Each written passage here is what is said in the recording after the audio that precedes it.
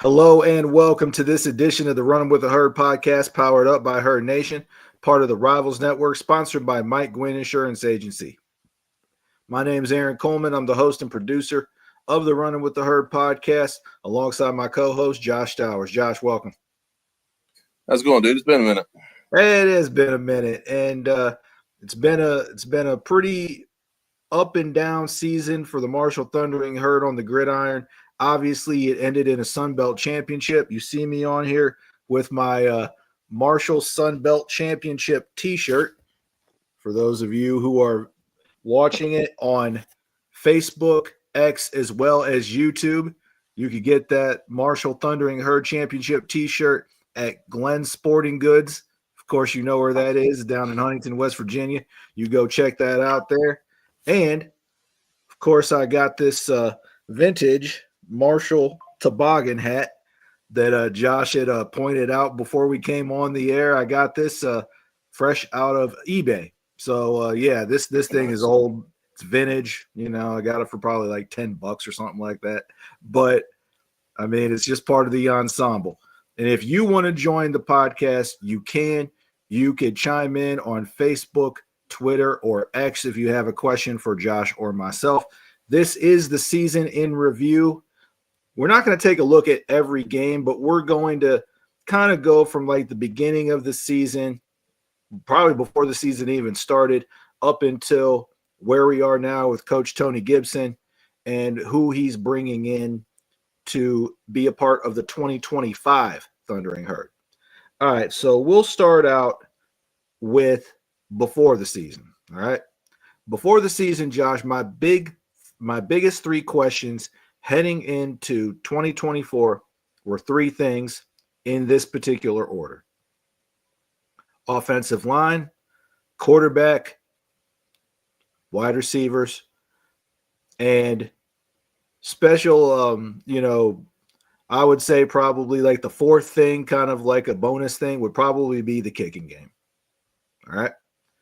You know, those areas were not strong suits in 2023. They were effective to the tune of a championship in 2024. Those were my four biggest things that I was looking at as far as, you know, these questions need to be answered by August 31st against Stony Brook at Jones C. Edwards Stadium. Josh, what were some of the things that you were thinking about prior to the season starting if this is going to be a successful campaign for Marshall? I mean, obviously the quarterback was, the biggest question going into the season. You know, anytime you don't have a clear-cut starter, that's an issue. Oh yeah. Offensive line, I think you're right there again. I mean, we brought in quite a few transfers, and so you weren't sure how they were going to gel. And then it really was the offensive coordinator. I mean, we had a new offensive coordinator in 2024 with Coach Deggy, and you weren't sure. They kept pumping the air raid, type of offense on social media, and as the season went on, obviously it was not the air raid. It was not what you would envision being the air raid. It was something, but it was not the air raid. Those were probably the three biggest things for me. I thought we had some guys coming back on defense that had played enough and had produced enough to where I didn't think there was as many questions there. Linebacker depth was a little bit of a concern for me going into the season. Just because Jaden Yates hadn't played a whole lot prior to this year, so you weren't sure how he was going to play. I mean, Watson had played quite a bit.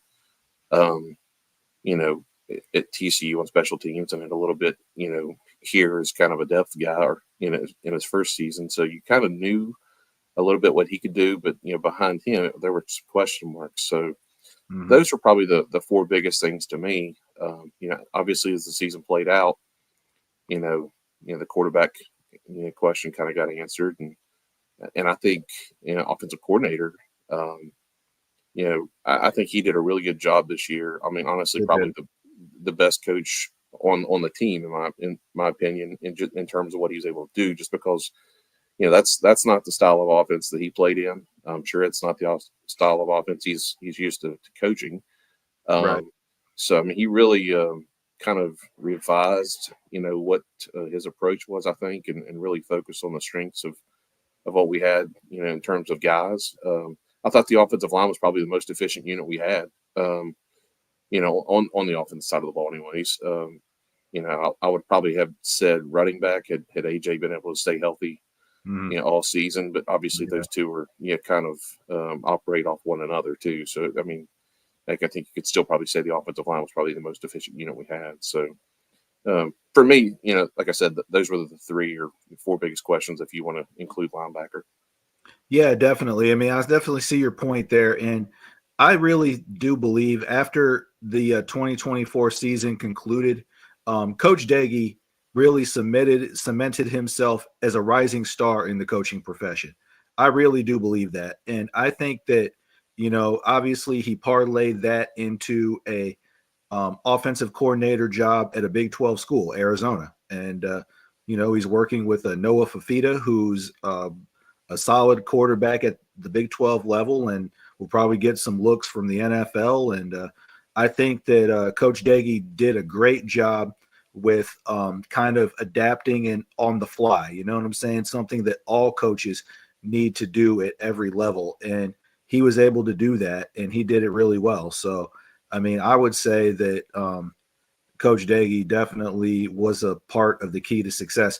Now, taking a look at, the early part of the season, we started out with Stone Earl at quarterback. We had him and Braylon Braxton battling throughout fall camp. Coach Charles Huff said at the time it was a pretty even battle, but Stone had won the job, and he went out there the first 4 games of the season. He was 2-2 with wins over Stony Brook and Western Michigan, losses to Virginia Tech and Ohio State. And he was kind of like that steady game manager kind of guy. And Braxton we'll get to him a little bit more in depth later, but he was a guy that could do things with his arm and his feet. And I told myself, because I went to that Ohio State game down in Columbus, it was a hot day that day. And I'll tell you, I walked away from that game and I told my buddy who went with me, I said, you know what? They're going to be okay. Marshall's going to have a solid Sun Belt season and they're going to be okay. And you normally wouldn't say that after a 49-14 loss, but at the same time, Josh, you were there. You know this as well as I do. It was a 2-score game at halftime. It was 28-14. And Stone played some pretty good ball until he rolled that ankle. He did. And I mean, honestly, and I can't off the top of my head remember what the penalty was. Was it the second quarter, maybe? It might have been the first quarter. There was a penalty of some sort.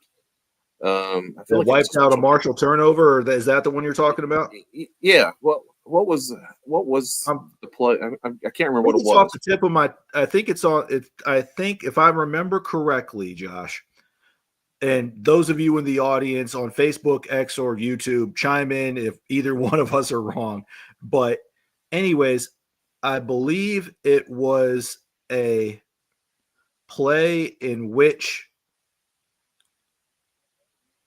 Marshall had to punt. Marshall had to punt the ball away. The Ohio State return man muffed the punt. Marshall did recover, and they recovered in the red zone.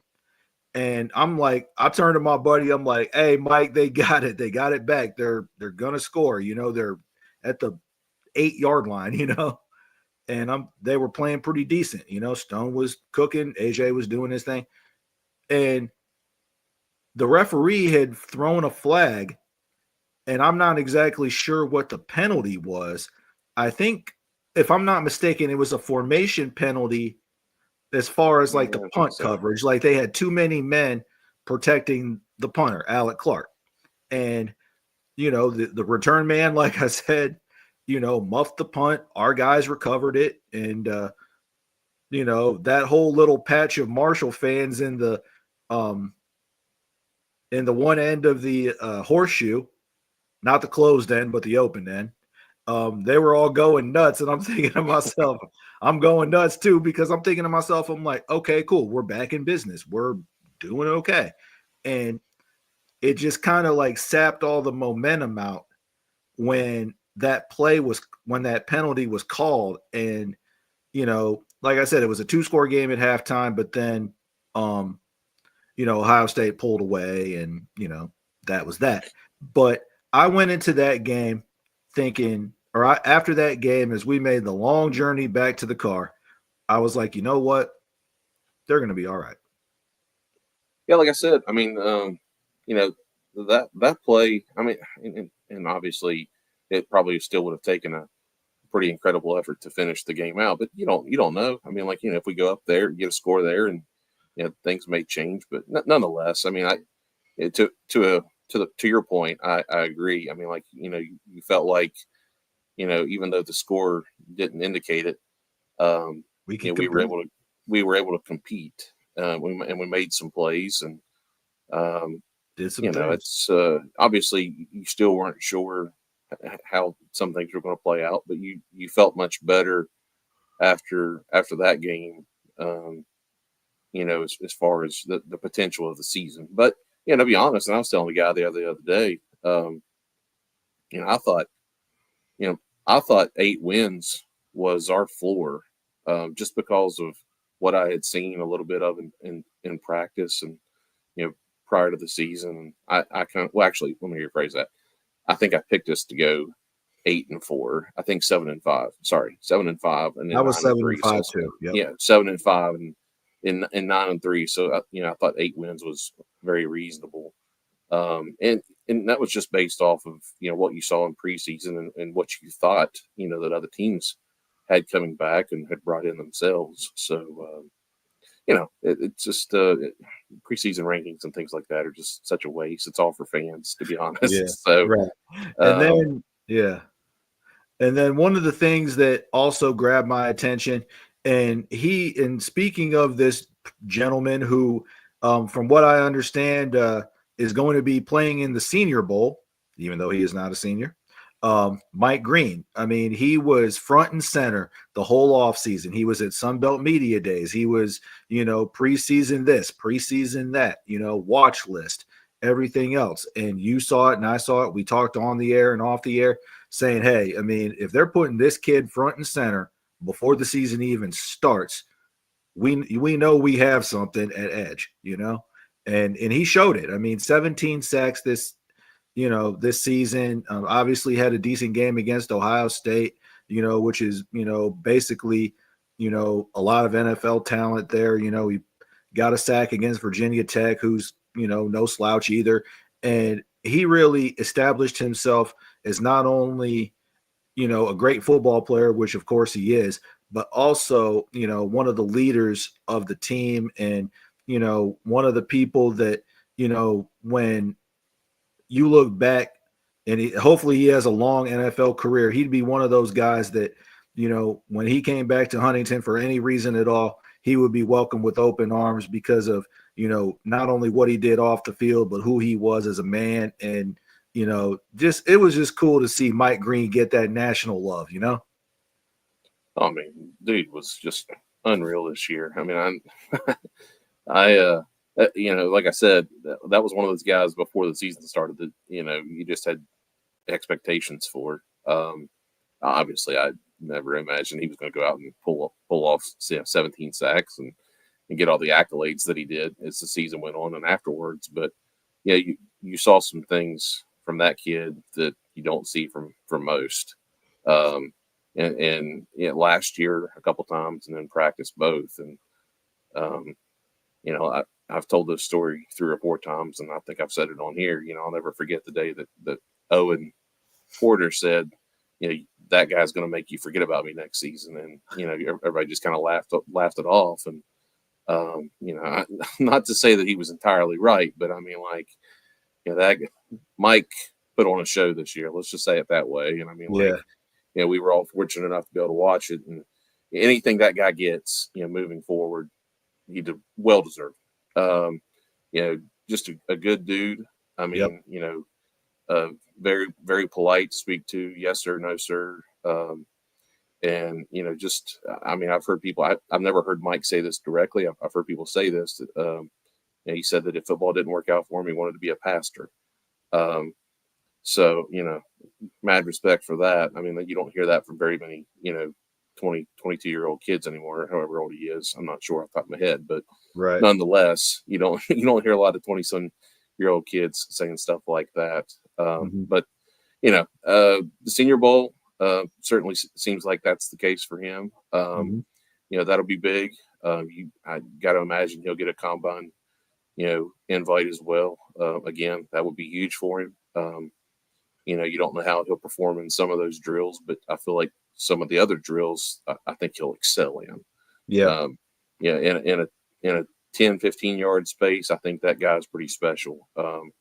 And he plays with such leverage. I mean, of course, he's bigger than what you realize too. I mean, Mike's probably a legit 6'4", 235, 240. But I mean, the way that he moves, it allows him to play with such leverage. There's a lot of times when he's coming off those edge. I mean, dude, he's like waist high, with offensive linemen coming around that edge. And you're like, right. How do you have much bend? I mean, how are you 6'4" and you get that low? I'll just never understand that athleticism. Yeah, hey, low man wins. It's what you always were taught in football, Yeah, but like I said, I mean that guy deserves everything he gets. We were all really fortunate to watch him this year. Yeah, absolutely. And it was a pleasure watching him, and everything I've heard from everybody that I'm connected with in Huntington, says the same thing about him. Just class guy, on and off the field, and I'll be glad to see him play for whatever NFL team selects him in 2025. Hopefully, and I'm saying this as a Browns fan, it's not the Cleveland Browns, because right now they're in a huge, massive rebuild, and I would like to see Mike go to a much better team. I'll just leave it at that. Anyways, moving along, you get to Sunbelt play, and Sunbelt play starts out with a team that we're familiar with, the Appalachian State Mountaineers, and the old Mountain feud was renewed. And when Marshall got the ball to start the game, Stone Earl did not come out. Braylon Braxton did. And what Braylon Braxton did that day was he cemented himself as the team's quarterback.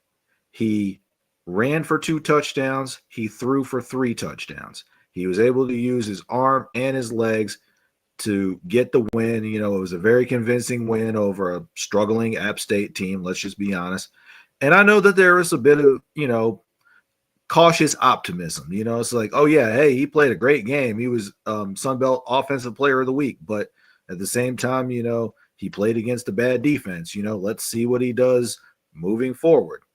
And obviously, they get the win over App State. They travel to Statesboro, Georgia. And that did not go as well for the team. They lost in the most inexplicable of ways. And for me, it started with when Stone Earl tried to get the ball to Fitz, and he was standing in the end zone, and there was a miscommunication on the route, and Stone threw it to the sideline, and Fitz was nowhere near the ball. The referee threw a flag and called safety. And that was the snowball that rolled downhill and ended up costing Marshall the game. And when you look at that, you think about 2 things. One, it was an unfortunate loss because it was a league loss. And 2, when you look at situational football is a coaching thing. Yes, the players have to go out there and execute it. Yes, they have to, be sure to hold on to the ball, things of that sort, pick up first downs, that kind of thing. But situational football always comes down to coaching. And I don't know what happened. I don't know how to explain it. It was one of the craziest things I've ever watched in a football game. The way it went from Marshall on top and looking like they had all the momentum to losing by a point. I don't even. I mean, I really still don't even know what to say about that game. I think you're totally right. I still disagree with the call that was made on the intentional grounding. I thought that was a really poor decision by the officials. But beyond that, I don't know if you can even point to any one person or I'm like you. I put that loss on the coaches. I don't know who was making the decision to bounce quarterbacks back and forth. I mean, I thought that was you know just foolish to say the least. Yes. Um, you know, um, and it like you said, it just snowballed, and we could not stop it. I mean, it just Just everything roll down. everything that could have went wrong went bad, and Yes. um, yeah, I guess there's not even a lot you can say about it. It was just unbelievable, and you know, I don't know. I mean, like I said, I was speechless that night. I wasn't even upset. I was just like, I think I was so dumbfounded Me that I mean, too. like I couldn't even be mad. I was just like what just happened? Like I mean, like Right. it seemed How so did surreal that? that but I mean, maybe it was a lesson, for him, not to never let up. And Yeah. I'm not sure. I know people say there's always positives to take away from games, no matter what the outcome is. But that could be, I'm not like I said, the only thing positive I can imagine is the lesson of just Just don't let never up. let up and stay playing. Yeah. Would be the only thing I can figure out, because For sure. there was There was nothing good in the last whatever it was, 9 minutes or whatever it was not good. not good at all.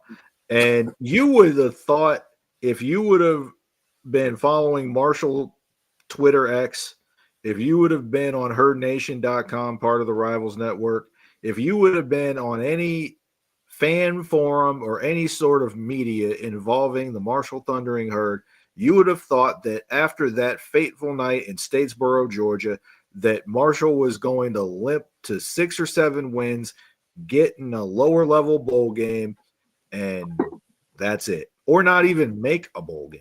But you know what?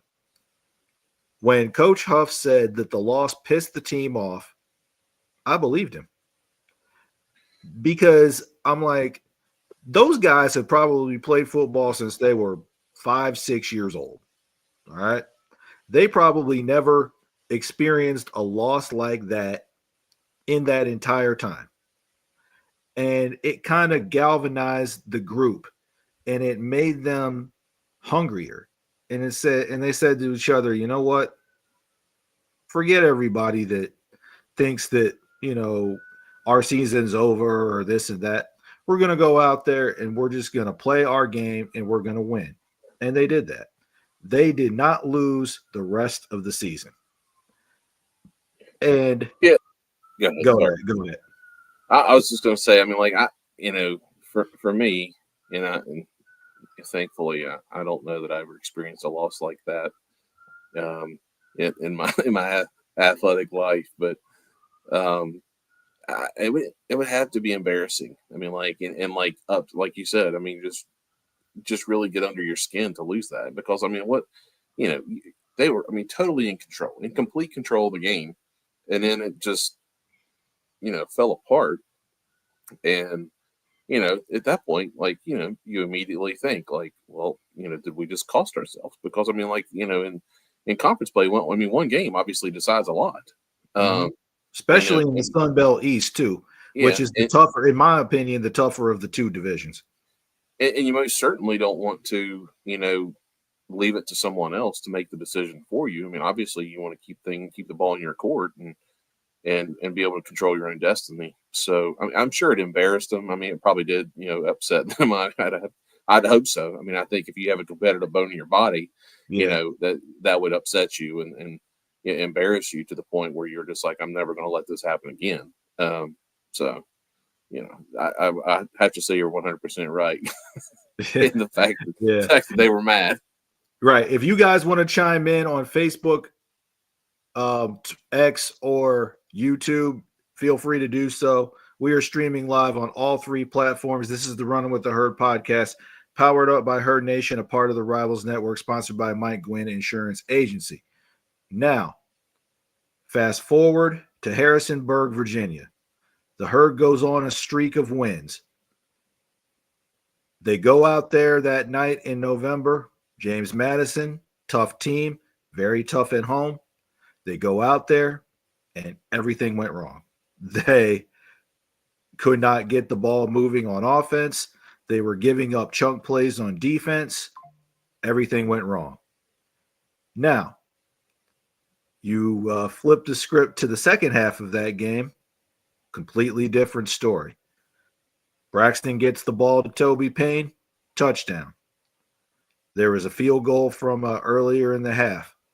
17-10. Alonzo Barrett III gets back, drops back to pass, telegraphs the pass. Jadarius Green McKnight picks it off, runs untouched into the end zone. Tie ball game.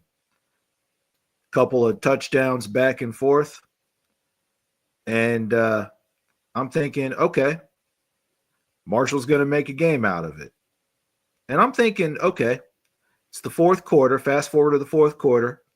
They kind of bleed the clock. They're trying to, play a little bit of situational football, but at the same time, they kind of outsmarted themselves a little bit and didn't do the right thing by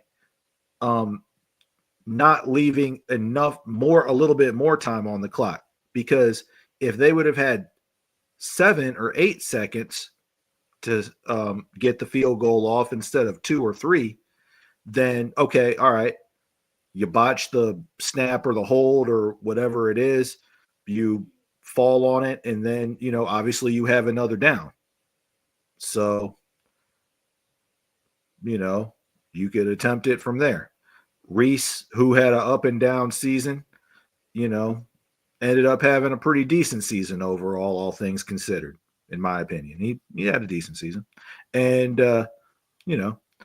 he ends up not being able to kick the winning field goal, and we go to overtime. And I'm thinking, oh boy, here we go. They score, we score. And then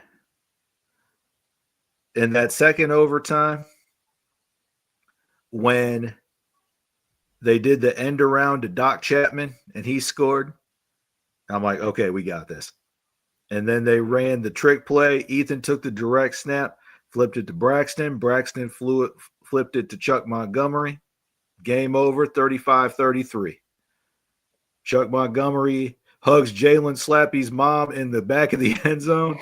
And the Herd's going to the Sun Belt title. If you would have told me after that ugly night in Statesboro, Georgia, that the Marshall Thundering Herd was going to go to the Sun Belt Championship, I would have said, I don't think so. Yeah, I mean, again, like I said, one game obviously can mean a lot, but at that point, I mean, we were the only team that that you really thought was a major threat. Honestly, I mean, in my opinion, I know we lost to Georgia Southern, but it was James Madison. I mean, like in terms of the East. You just weren't sure because they're early in the year. They looked like a juggernaut, and then they just kind of came back down to earth a little bit. And then, like you said, we go down there, and I think it was like, I don't know, I want to say like with like 4 minutes left in the second quarter before we had a first down. It was something. It was in the second quarter. I know that for a fact. Before we had a first down, it was in the second quarter. Yeah, exactly. Which is ridiculous, but like you said, it just kind of 180 and when on the 2-point conversion, you see them go in motion, and you're like, what? I won't even repeat. I won't repeat the words that come out of my mouth, but I was just like, what in the world is happening right now? Like, What are they doing? yeah, seriously. And I'm sure the James Madison coach is probably not the same thing. Oh yeah, But he was probably you know, looking at his D coordinator if his D coordinator was on the sidelines instead of in the booth or something, and they're like, they didn't show this on film. Like, what are they you doing? know, get give Coach Deggy credit. I mean, that was a great play design, and the guys executed it really well. So you win, and um, that was a pretty nuts last 15 minutes of that game. A game, like, I guess real time, anyways, I should say. Yeah, they probably Yeah. ran that play in practice a bunch of times. They didn't know when they were going to use it, and they picked the exact right time to use it that day. Oh yeah, I mean, like, it's, yeah, I don't know if that was their, if that's, I know a lot of people always talk about practicing your best 2 point play, um, and running it. I don't know if that was, like, if that's the number one 2 point play, or if that was just something they pulled out of their hat. I have no idea. But again, give them credit. It was a great play call, and executed really well. So, Yeah, but as far as, like, getting the Sun Belt championship, I mean, like, um, I wasn't really so much ready to throw in the towel after Southern Miss, as I was just just disappointed that that how that played out. I mean, like I said, I was more dumbfounded. Like, the Sun Belt Championship was the last thing on my mind that night, because I was just like, I don't even understand how this played out and how this happened this way.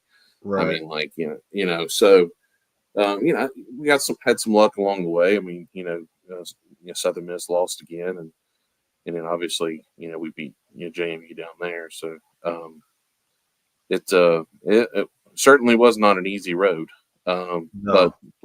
played out well for us, to get there anyways. Yeah, absolutely. And along the way, we found some guys that, were contributors for us. I mean, obviously, you had the running game.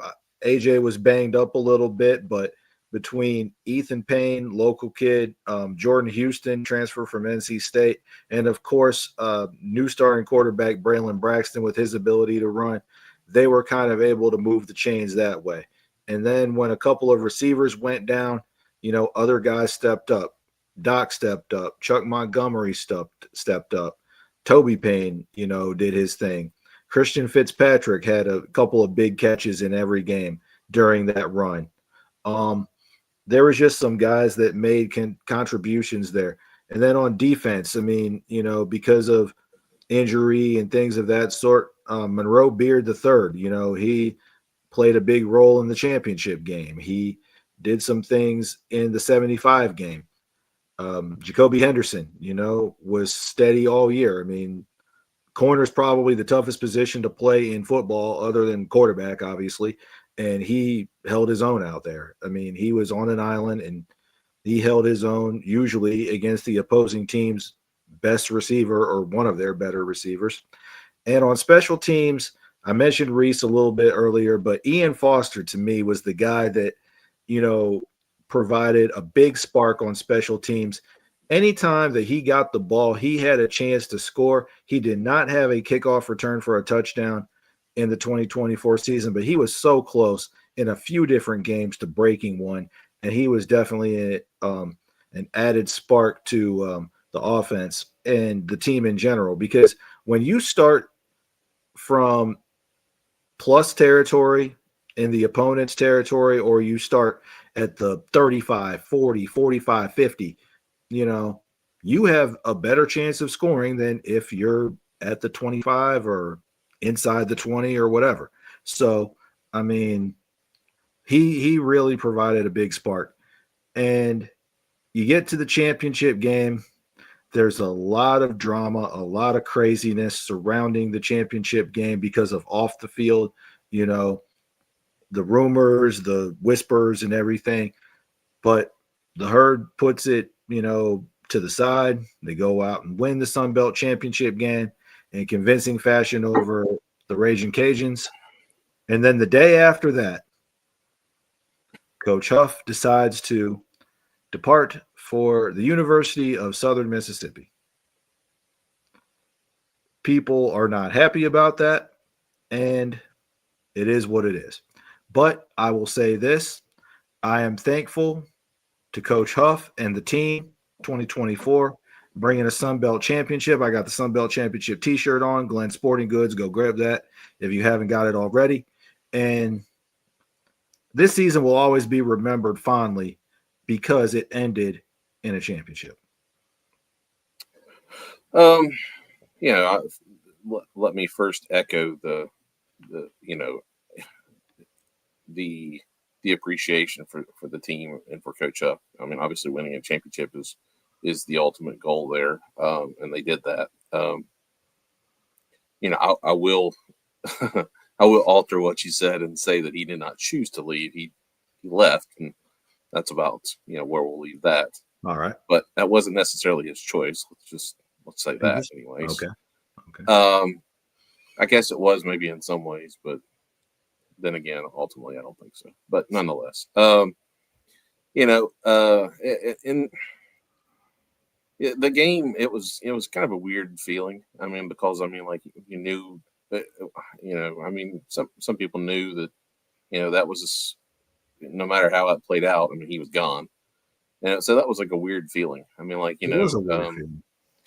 It was winning is the goal, and I mean, like it's better than losing, but it's still it was kind of like an asterisk, kind of was there. I mean, in some ways for me, I mean, I don't, that sounds ridiculous to say that, but I know I've heard other people say the same thing. But nonetheless, I mean, like I would rather win and championship than not. So again, thankful for that and appreciate what they did there. And it was an unfortunate situation the way that it played out. It's I understand why some people who may not know, the entirety of some stories that, why they would be upset. I mean, clearly, if you're on the outside looking in, is a lot of, national media and people like that. I mean, you just see a team that won a conference championship and didn't try to, resign or extend their current coach. I mean, that does seem puzzling. I mean, if it were a different team in a different conference, I mean, I would have the same questions.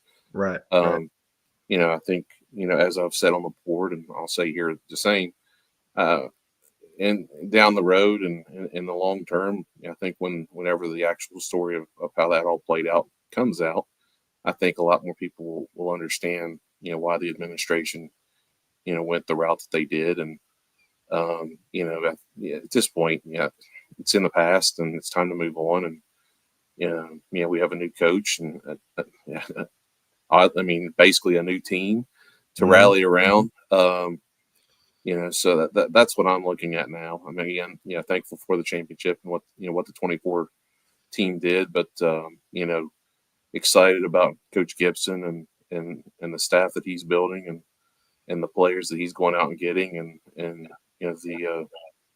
the idea of the 2025 season. It'll be here before you know it, dude. It's crazy. Yeah, I know. And as we slowly close here, we're going to change the page to the 2025 season. Coach Tony Gibson, of course, a native of West Virginia, longtime coach. He's been in the coaching profession for close to 30 years or over 30 years. He had various stops at West Virginia, NC State, Illinois, a couple of other places as well. And, everything I've heard about Gibby is he's, kind of a hard-nosed coach, no nonsense kind of guy, but also, is a player's coach. And a lot of players, former players, guys that played at NC State and other places he's been, have nothing but great things to say about him. Something that was very telling to me was Marshall running back Jordan Houston, who originally started with NC State, had a really great recommendation for Gibby saying, you guys got a good one, what I'm saying? Like, you guys are in good hands with Coach Gibson, that kind of thing. And that meant a lot to me, what I'm saying? Like, okay, here's this guy. He started out here. He had this coach. He was not his position coach, obviously, but, he thought highly enough of him to kind of endorse him on Twitter and saying like, hey, like, this guy's legit. And, you fast forward to the press conference and he won the press conference. He didn't, say a lot of cliches. He didn't say a lot of things that, you know, a lot of other fans have heard before. But he said that, you're going to get my best. And that was the thing that I took from it is, this guy's going to go out and give it his best, and the team is going to do the same. So I'm looking forward to the Gibson era, and we'll see what it brings. Yeah, I think with Gibby, I think the thing that stands out to me is, yeah, just how genuine he is. Mm-hmm. Um, and that's somewhat of a breath of fresh air. I'll say that, and you know, just I don't know. He's and I don't want to say this to sound bad. It's just how I see it. He's a simple guy. Like, he is a football guy, and Yep. um, and I love that about him. And like what you said, as far as like former players, I mean, God, I mean, tons of people have said that to me individually. Guys, people from WVU, even like former players. Some of my friends are acquaintances with them, and they've made that comment, talked about, and one of my best friends is his family bleeds blue and gold. I mean, they bleed it. And he told I me the other bet day, that he was said, interesting about a decade or so ago when between you and him and when the two teams played. I bet that was a real interesting week. and I mean, he said to me, this is just Friday night, actually. We were talking about it then, and he said, I'll be a Marshall fan now. And like, I mean, God, if his dad heard him say that, it'd probably go right through him, I imagine. But nonetheless, it's like you said. I mean, I think the players will rally around him. And the thing that, again, that I like is, he's an old school guy that's coached in the new school world. Um, I think his approach will be very, blue collar, but he's been been in the profession the last couple of years, and he's been around the portal a little bit, at a bigger school, and but also understands, I guess, small market life in West Virginia. I mean, being from here, I mean, he'll understand that, it's not going to be glitzy. It's not going to be glamorous sometimes. And, we're not going to have, P5 money all the time to throw around. But, and I think that's the reason his approach of being just so genuine and loved by his players will, he'll see success through that. So I'm excited. I think he's, the staff kind of, it's not been formally announced, but, kind of, rounded out today with, some of the other guys, the offensive line coach, it sounds like Jackson White is coming back to coach special teams. So, welcome him back, obviously, and some of the other guys. But the school's yet to like formally announce all that. It's just obviously rumors and speculation at this point. Right. But Yeah, until it not is formally announced, then we'll probably roll with it. But it's cool to see Jackson White come back. You know what I'm saying? He started out as backup quarterback, but obviously was the holder on field goals and everything like that. And he developed a good bond with all the special teams guys, like and some of the other players that were on the team at that time, guys like long snapper Matt Beardall and some of the other guys that were on some of those teams from a few years ago. And it's kind of cool to see, them when they were playing. But then, you fast forward a few years, like you look on Instagram, they're at each other's weddings. They're like, at, other functions and everything like that. I mean, it's kind of cliche. I mean, I know everybody says it, but like football really is a brotherhood. And, it's one of the things that, I'm sure Coach Gibson and all the other guys, Jackson White and all the other coaches are going to, impart on these players. Like, hey, like, you only might be playing football with these guys for 1, 2, 3, 4 years or whatever. But when you guys leave here, you guys will forever be interconnected because you guys played football here at Marshall. And, it's something that's going to, carry carry on with you the rest of your life. So, I mean, hey, I mean, I'm looking forward to this season, and it should be a good one. Couple of the recruits that guys that have already signed that from the transfer portal that I want to talk about real quick. Couple guys that stand out to me: Michael Allen, the running back, UNLV and NC State. Provides some obviously some good running ability. Bigger body, can get between the tackles, also has a little bit of speed to him as well. Looking forward to seeing him toting the rock. And one of the guys on defense that stands out to me, and even though he was kind of in a little bit of a background role at his former school, he will probably step into a much bigger role, and that is Jabril Al-Amin from Jacksonville State. He played a little bit on special teams. He was a reserve linebacker. Obviously, he comes to Marshall, and we'll see how it all shakes out. But he has a chance to start and get a lot of minutes, and I'm looking forward to seeing what he could do out there. Yeah, the focus early on. Obviously, it seems like it has been, and I won't say the focus. I think where we've seen, let's say this, where we've seen the most success so far has been on the defensive side of the ball. I don't think that's anything other than just a matter of how things played out. I don't think that they're necessarily focusing on that, versus the offensive side of the ball. I mean, clearly we've got to go out and get a couple quarterbacks. I know that's what everybody's interested in. Getting names and dates of visits and so on and so forth. I'll say this, and I've said this on the board, so I'll say it on here as well. I do believe that there is a name and a guy that's out there that I think the staff has targeted. I know a lot of people talked about another guy that committed elsewhere last weekend, but I think there's another guy out there, just the same that the staff is kind of located and will surprise some people if it plays out for Marshall. I'm going to trust what those guys do, no matter what they say or do. Any of those coaches have forgotten more about football than I'll ever know. So if they believe a guy can come in and be successful, then I'm going to trust that. Is it going to be again? Is it going to be some name that lights the world on fire?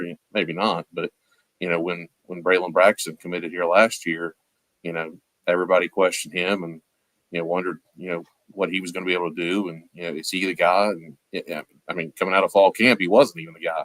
The staff said he wasn't, and I'll be honest, if I were the one making the decision based off what I saw in preseason camp, Stone Earl would have been the starter. I've said that before. I'll say it again.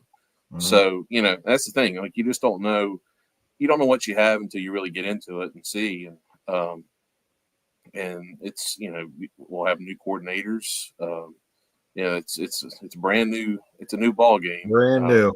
Yeah, it's a completely different team in some ways, but we do have some guys that are returning. I mean, Jalen Slappy obviously announced that he was going to return, so that's good to have a guy on the interior. Eric Meeks should be returning there as well on the interior. So it's good to have a mesh of the new with the old in terms of experience and things. I mean, guys who have actually played, but then again, those guys haven't played in Coach Gibson's system, or Coach Smith's offense. So, I mean, those guys may not be the starters. I mean, that's what I'm saying. You don't know. I mean, it's crazy. That's what excites me. They go out there, and play Georgia. Yeah. Oh God. Let's not get ahead of ourselves here. Yeah, they're going to go out there and play Georgia. That's the first game of the season. That's all I'll say. Yeah. The first game of the season. I'm planning on making the trip. I've never been to Athens before, so that's you'll have to let me know how that is. You'll have to let me know how it is. No, I mean, that's like spring ball. I mean, and the way the portal is, I mean, it's freaking crazy. I mean, there are rules, but then again, it seems like guys make up rules constantly. I mean, Oh, yeah. Grad transfers can transfer anytime they want. Teams that are still playing in bowls have, those kids have up until 5 days after their team plays. So I mean, any of the teams that just played, even though the portal closed on Saturday night, I think it was, anybody that's played in the last couple of days still has 5 days, to decide, and then obviously you've got other bowl games still in play, and then grad transfers, and it's just it's the Wild West, and that's the reason. For anyone that's getting antsy about things, I mean, Braxton didn't. He didn't commit until after spring ball. Is that right? I feel like it is. Yes. I don't think he went. He didn't go to spring ball. He So did not. it's No. That's I would rather the staff take their time and find guys that they believe can contribute and find success at Marshall rather than just go out and take the first guy that wants to commit here. I mean, the staff. Heck, some of the guys haven't even been here 2 or 3 weeks. I mean, Gibby. I mean, the game. The championship game wasn't even a month ago, and I mean, people was some people are upset about how we're recruiting. I'm like, the guy hasn't even bought a house yet, probably. And we're upset about we're upset about what he's doing. It's like, come on, people. Yeah, hasn't been here a month.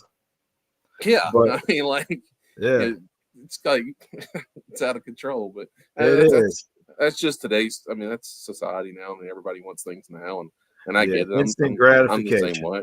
Exactly. Right. So. Yeah, and I'll tell you, it's just one of those things where you leave it up to the guys with the whistles around their neck, and just see where it all goes from there. I mean, obviously, people want to know who the quarterback's going to be. People want to know who some of the other guys, contributors who are going to be a part of the 2025 Thundering Herd. One thing that I told a friend of mine was the promotional poster that gets given out at the little fan event before the fall season starts. It's going to change every year. I mean, the guy in the middle or the guys in the middle, those will be different guys every single year. And some of those faces that you see on that poster, you're going to be like, who is that guy? Was he here last year? But you're not wrong. But I mean, it's just the way of the world, especially in G5 football, especially in college football in general. We are streaming live on X and Facebook and YouTube. Got a lot of people chiming in, liking the show, following the show. Feel free to do so if you want to chime in on any of those platforms. And like I said, Facebook, X, and YouTube, you could do that as well. We got got a few minutes left here, but it's just, I think that this is, like I said, just got to give the staff a chance. You just got to give Gibby a chance to really put his imprint on the team. And when you look at the out of conference schedule, I mean, of course I said it, you open up with Georgia, to start the season, and then you have Missouri State, Middle Tennessee State, and Eastern Kentucky. I almost lost it there.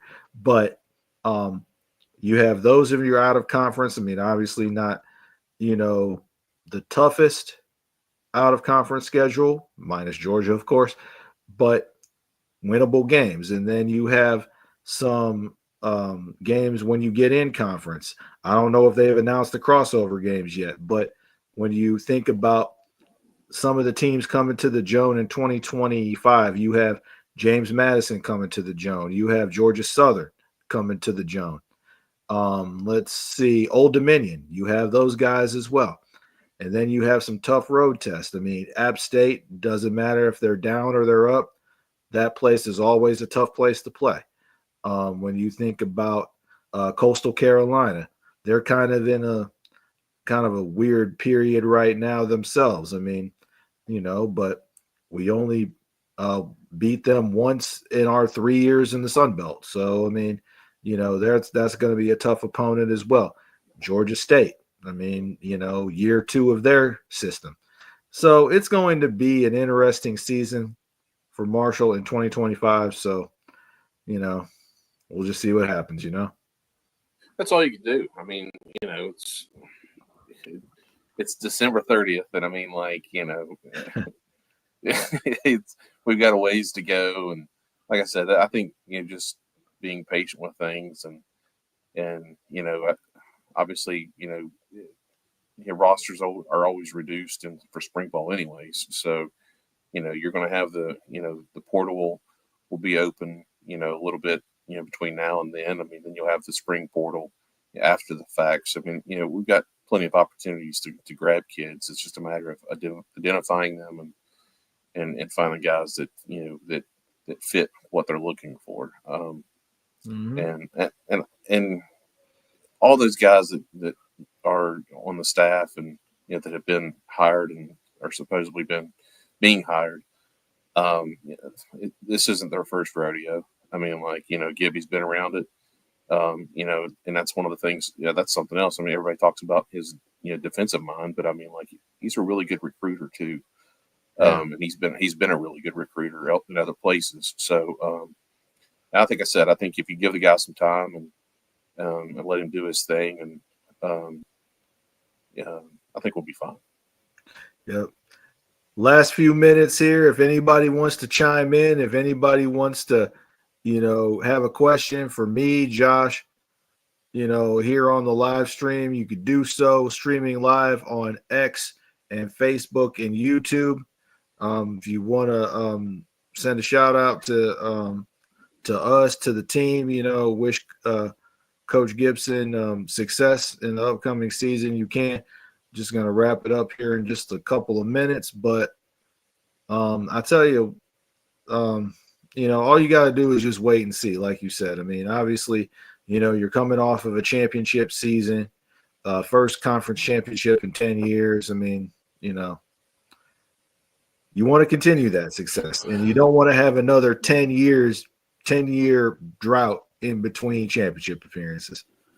No, I mean, like, obviously, you want to keep the momentum, but I mean, like, again, and this isn't something that's specific to just Marshall. I mean, like, you look at some other schools, and I'm not trying to be relative to SEC schools or anything like that, but I mean, like, Alabama was Alabama there for a couple of years. I mean, where they were, far and away, like, the best team in college football. And I mean, like, now, they lost to Vanderbilt this year.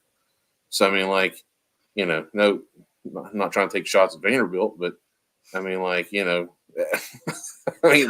it's things are going to be different now. And I mean, like, it's going to be got guys playing 8 years of college football. Yeah. Yeah. I mean, like, sustaining things is going to be, I think, more difficult than it ever has been, just from like a culture standpoint and, chemistry. I mean, like, when you're bringing in 30 and 40 new kids, I mean, like, sometimes every year, I mean, like, that is a difficult thing. I mean, like, it's hard to rope 2 and 3 kids into doing what you want them to do, around the house sometimes. I mean, like, I went to my nephew's basketball game yesterday, and I mean, it's like trying to watching those coaches trying to, round those kids up, and that's Herding cattle. Yeah, basically. I mean, like, six or seven kids, not 80 or 90 kids. I coached Carter's T-ball team when he was 3, and I helped coach it. I mean, I did not play baseball growing up, so I was one of those dads that was just like, all right, fine, I'll help out. And it was just something getting like those 8 or 9 kids to do what they were, between 3 and 6 years old. So, I mean, just trying to, do it with guys that are between 18 to 23, Exactly. I mean, that's what I'm saying. Like, so it's, like I said, I think I trust in what Gibby, can do and has done and will do here. And, credit, Christian and Brad for going out and targeting that guy and getting the guy that they wanted. That's, that doesn't happen a lot of times now, but, that was the guy that they wanted. So, that's the guy that they wanted, and they got credit him. to them. All right. Well, that about wraps it up for the Running with the Herd season in review podcast. Hope you enjoyed it. Thanks to everybody who chimed in on X and Facebook and YouTube. Thanks to everybody, Chris McLaughlin, Aaron Perkins, everybody over on Old Fairfield. Shout out to all those guys. You guys keep everything interesting and informative and awesome from everything from herd football to outdoor power tools and things of that sort. So for Josh Towers, I'm Aaron Coleman saying so long. Thanks for listening. And as always, go Herd.